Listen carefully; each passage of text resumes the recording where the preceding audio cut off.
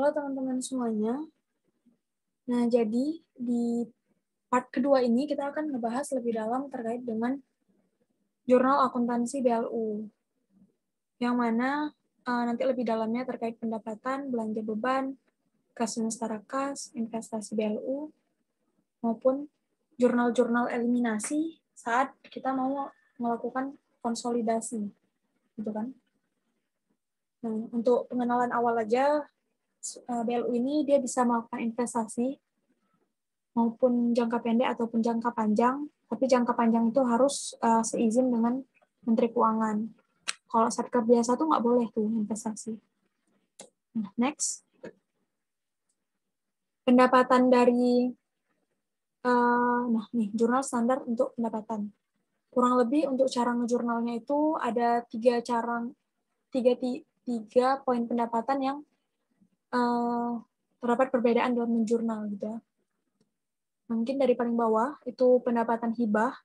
Kalau di satker biasa itu masuknya ke hibah gitu kan. Tapi kalau misalnya di BLU itu pendapatan hibah itu sebagai pendapatan PNBP. Yang mana nanti hibah tunai dan hibah non tunai itu ada perbedaan dalam pencatatannya. Selanjutnya ada pendapatan dari DIPA PNBP fungsional, yang mana pendapatan ini adalah pendapatan BLU yang didapat karena fungsi dia ataupun fungsionalnya ataupun tugas dan fungsinya.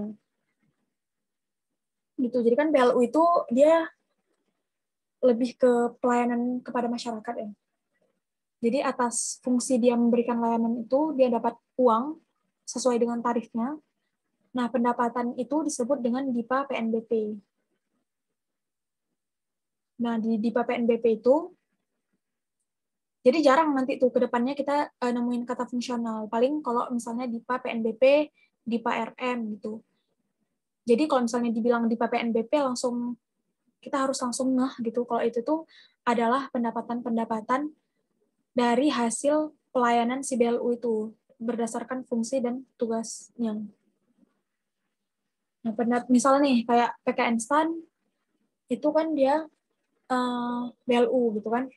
Nah, terus dia itu memberikan sebagai lembaga yang memberikan kayak pendidikan gitu. Saat SPMB menyaring siswa baru gitu kan, mahasiswa baru, dia itu ada kasih tarif 300.000 setiap peserta, yang mana setiap orang yang ikut SPMB akan bayar 300.000. Nah, uang yang masuk itu kan berarti adalah uang karena fungsi dia kan, fungsi si PKN STAN. Makanya itu tuh disebut dengan DIPA PNBP. Jadi kalau misalnya nge-review lagi terkait konsepnya, si BLU ini, BLU Badan Layanan Umum, itu boleh memakai langsung uang yang didapat dari PNBP fungsional itu. Dari pelayanan-pelayanan dia dapat uang, itu boleh langsung dipakai gitu. Jadi nggak harus di-store ke kas negara. Tapi jangan lupa nih, nanti di setiap triwulan sekali, minimal triwulan sekali, dia itu harus melakukan pengesahan. Gitu. Melakukan pengesahan pendapatan. Jadi kenapa sih harus dilakukan pengesahan? Karena tadi waktu uang itu didapat sama BLU kan, sedangkan BUN nggak tahu ya, pusat nggak tahu, pemerintah pusat nggak tahu. Jadi biar kecatat di pusat juga, makanya harus dilakukan pengesahan. Gitu. Sedangkan yang ini satu lagi ada DIPA RM. RM itu adalah rupiah murni. Yang mana biasanya kalau misalnya pendapatan dari DIPA rupiah murni itu biasanya terbagi dua. Yaitu ada PNBP umum, yang mana pendapatan-pendapatan yang umumnya semua satker itu dapat gitu. Misal kalau misalnya aku kasih contoh itu kayak pendapatan retribusi deh. Misal pendapatan parkir. Nah, semua satker dapat kan, nggak apa ya, bukan karena fungsi dia gitu. Tapi emang semua satker ada gitu pendapatan itu. Nah, pendapatan kayak gitu, pendapatan umum kayak gitu, PNBP umum, ini harus wajib di-store ke rekening kas umum negara. Gitu, teman-teman. Sedangkan satu lagi di PRM ini ada pendapatan si BLU ini dapat pendapatan-pendapatan yang dananya itu dari APBN. Misal nih, si BLU itu mau bayar pegawai, belanja pegawai. Terus kan belanja pegawainya itu pakai SP2D, SPM SP2D. Nah, itu uangnya kan dari rekening kas umum negara, RKUN, rekening kas umum negara. Tadi melalui SP2D, SPM, kayak yang kita belajar di semester lalu, di sebelum UTS, gitu kan. Nah, jadi, kan dia sebenarnya di BLU itu sebagai belanja, kita belanja pegawai gitu kan, sebagai beban pegawai, tapi karena uangnya dari rekening kas umum negara, maka ini juga kita akui sebagai pendapatan.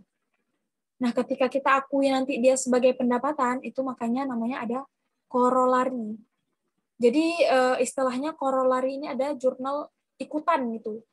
Sebenarnya nih konsepnya, ketika pendapatan DIPA dari rupiah murni itu jurnalnya sama banget kayak kita belajar dulu sebelum UTS.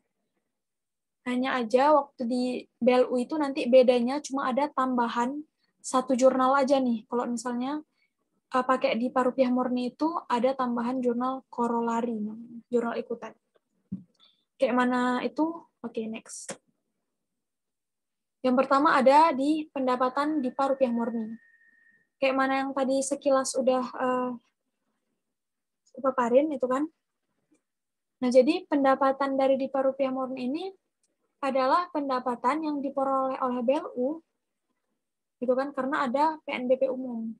Dari PNBP umum gitu, yang semua Satkar juga dapat gitu. Umumnya dapat PNBP itu, pendapatan itu. Nah, pendapatan itu harus langsung disetor ke kas negara.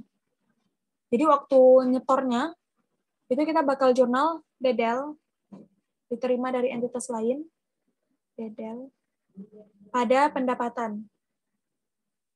Nah, karena ini waktu disetor ini kan kayak Satkar biasa kan, persis kayak Satkar biasa.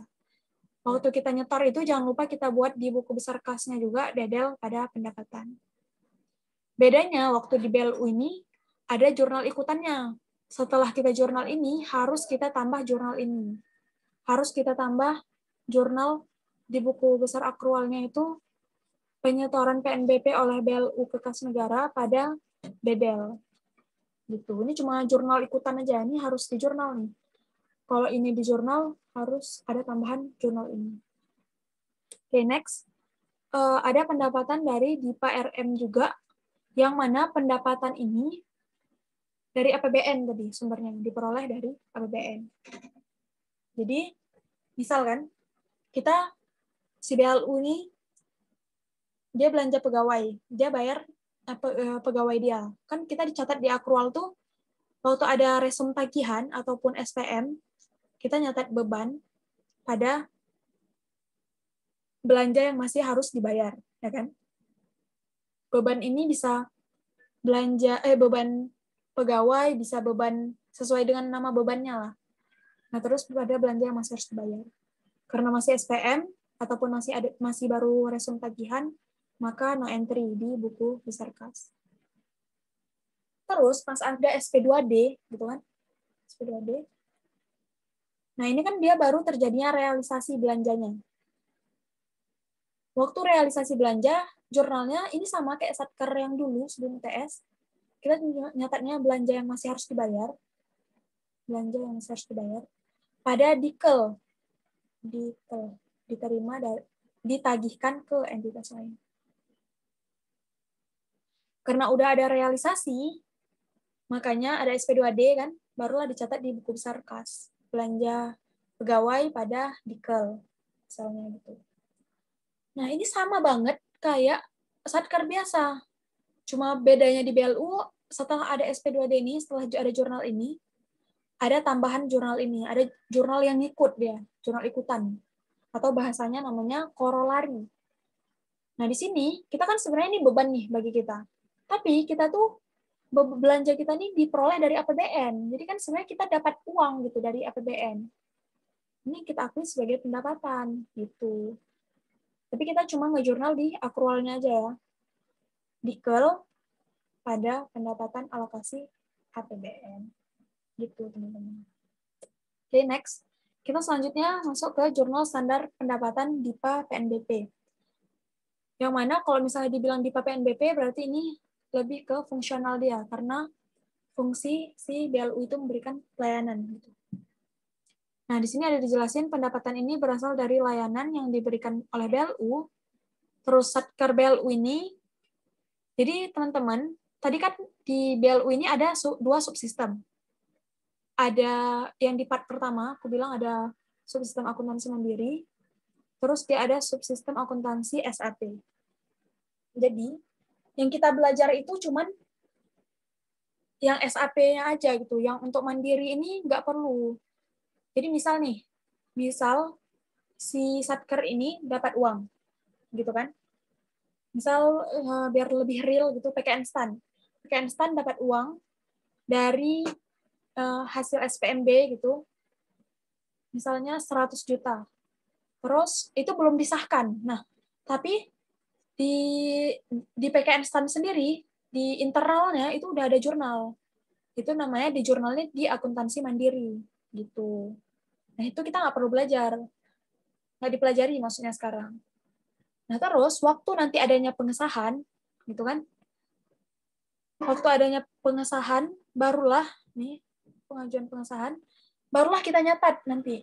Di situ baru kita mulai nyatat. Gitu, teman-teman. Jadi nanti pokoknya waktu kalau misalnya kita dapat uangnya itu kita nggak perlu nyatet dulu, tapi kita nyatetnya pas pengesahannya. Kayak mana gini jurnalnya. Jadi jurnalnya adalah waktu kita sahkan, kita nyatetnya kas dan bank BLU pada pendapatan BLU. Kenapa sih jurnalnya itu kas dan bank BLU? Karena tadi pendapatan di PPNBP ini nggak harus di-store ke kas negara. Jadi si BLU ini bisa langsung pakai untuk keperluan dia sendiri, keperluan BLU. Jadi kan masuk ke kas dan bank BLU nih. Makanya akunnya kas dan bank BLU pada pendapatan BLU. Di buku besar kasnya juga sama. Tapi misalnya di akhir tahun itu si BLU ini di akhir tahun ataupun akhir semester itu ada pendapatan-pendapatan yang belum disahkan. Ya kan? Sedangkan kan di akhir tahun itu kita mau buat laporan keuangan. Jadi otomatis harus semua pendapatan itu harus udah masuk gitu ke laporan keuangan, mau disahkan kayak mau belum disahkan, itu harus semuanya tercatat gitu. Jadi kalau gini, kalau misalnya di akhir periode itu ada yang belum disahkan tapi udah diterima kasnya, itu kita tetap nyatat khusus untuk akhir periode.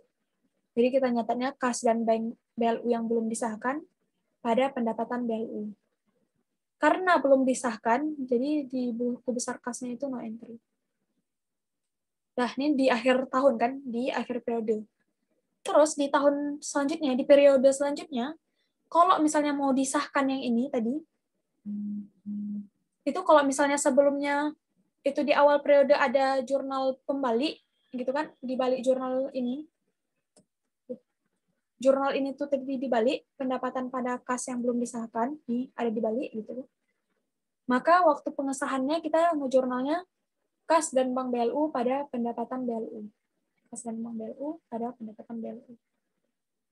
Tapi kalau seandainya jurnal ini nggak dibalik, gitu kan, nggak ada dibalik, artinya kita cukup ngejurnal waktu pengesahannya, ya, jika tidak dibalik jurnalnya di awal periode, maka kita ngejurnalnya adalah kas dan bank BLU pada kas dan bank BLU yang belum disahkan. Gitu. Jadi intinya sebenarnya nanti jurnal akhirnya adalah kayak gini. Kas dan bank BLU pada pendapatan BLU.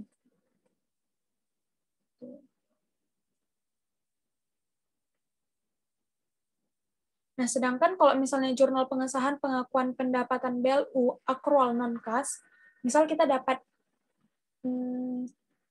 kita udah ini nih, kita udah dapat, kita udah melakukan pelayanan, tapi kita belum dapat nih kasnya, masih piutang gitu. Udah ada padahal surat ketetapannya gitu kan, kita harusnya dapat uang segini-segini, tapi belum masuk uangnya, maka kita catat di akrualnya piutang pada pendapatan. Karena masih piutang, jadi di buku besar kas nggak ada. Terus kalau misalnya ada pendapatan yang masih harus dibayar juga kan. Nah, ini juga nanti itu dicatat di buku besar akrualnya aja. Bentar. Oh, sorry. Kalau misalnya ada, ini harus diterima. Kalau misalnya ada pendapatan yang masih harus diterima sebenarnya sama si BLU, tapi belum diterima, itu maka nanti dicatat di buku besar akrualnya itu pendapatan yang masih harus diterima pada pendapatan BLU. Nah, jadi teman-teman, ini tuh kan dia itu ini apa ya, biasanya di akhir tahun gitu. Bedanya piutang sama pendapatan yang masih harus diterima tuh apa? Kalau piutang itu adalah biasanya karena udah sesuai dengan ketetapan gitu, udah ada surat ketetapan yang harus orang itu bayar ke kita gitu. Seharusnya kita dapat uang segini-segini gitu. Makanya kita anggap sebagai piutang. Tapi kalau misalnya pendapatan yang masih harus diterima itu adalah pendapatan-pendapatan yang udah kita hitung sendiri gitu. Kita hitung-hitung gitu, kira-kira kita kayak masih harus terima segini-segini lagi gitu. Gitu kira-kira perbedaannya. Mungkin sekian dulu untuk jurnal pendapatan ini. Mungkin karena emang masih agak baru ya, jadi teman-teman itu bisa disaranin banget untuk sambil ngelihat ini, sambil ngelihat PMK ataupun sambil ngelihat PPT-nya juga gitu teman-teman. Jadi biar kebiasa, sambil juga jangan lupa sering-sering latihan karena emang materinya itu kayak agak beda gitu. Maksudnya dengan satker yang sebelumnya gitu kan, sebelum UTS gitu ada perbedaan, agak sedikit berat, jadi dibiasain aja. Gitu. Oke, kita lanjut ke next video.